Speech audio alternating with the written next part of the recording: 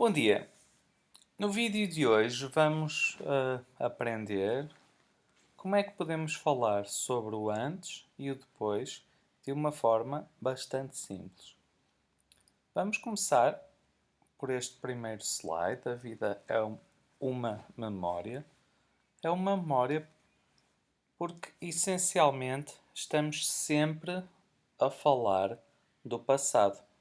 Quase todo o nosso discurso recorre a referências do passado.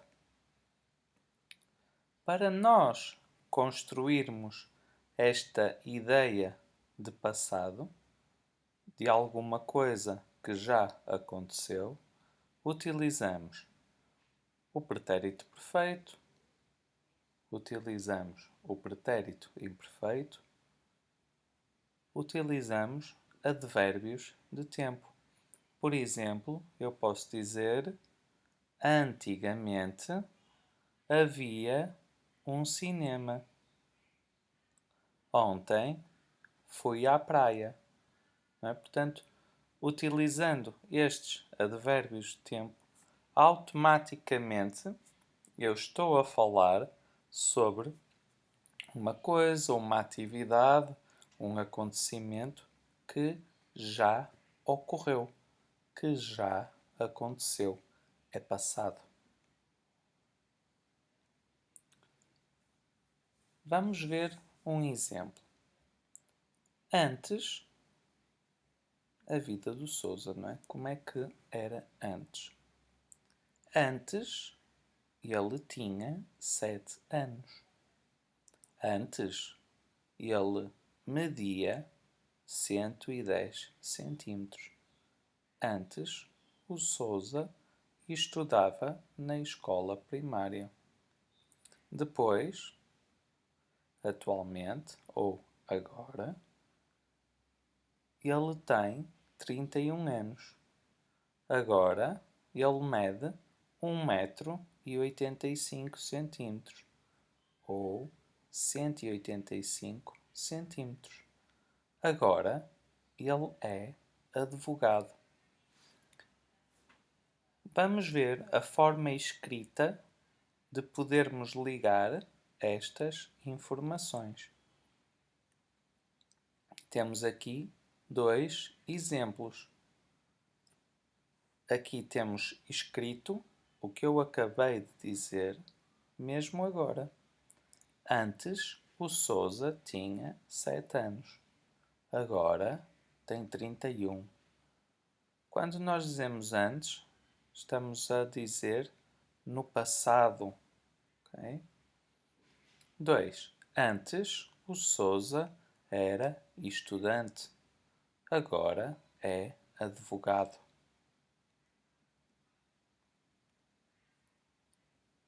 Outros casos para falarmos de memórias. Temos este apontamento um pouco mais informal. Quando ele era pequenino, o Sousa jogava futebol. Nós dizemos pequenino se for na oralidade, quando estamos, sobretudo, a falar. Na escrita, dizemos pequeno. Quando ele era pequeno, o Sousa jogava futebol. Se estivermos a falar, muitas das vezes podemos fazer o que aconteceu aqui. Quando ele era pequenino, o Sousa jogava futebol. Outro exemplo, uma referência temporal. No ano de 1975 aconteceu a Revolução. Há 10 anos, já sabemos que foi no passado, atrás, há 10 anos, aquela estátua não existia.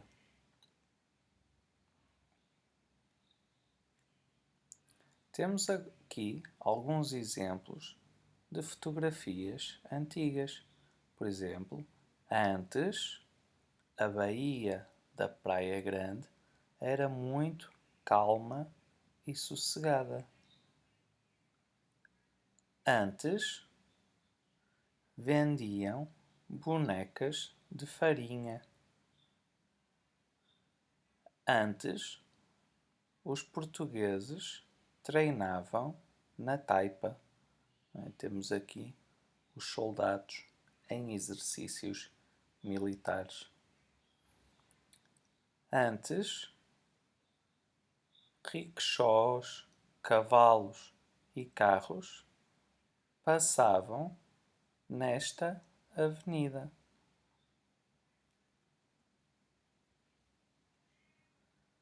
Hoje em dia, o Sousa é advogado, trabalha na avenida mais cara da cidade e tem um escritório muito bonito. Portanto, para falarmos do que acontece agora, utilizamos verbos no presente.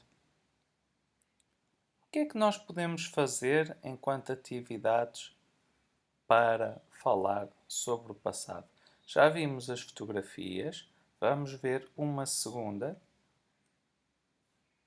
que é organização num friso ou organizando numa sequência cronológica. Aqui estamos a falar de datas organizadas de 5 em 5 anos.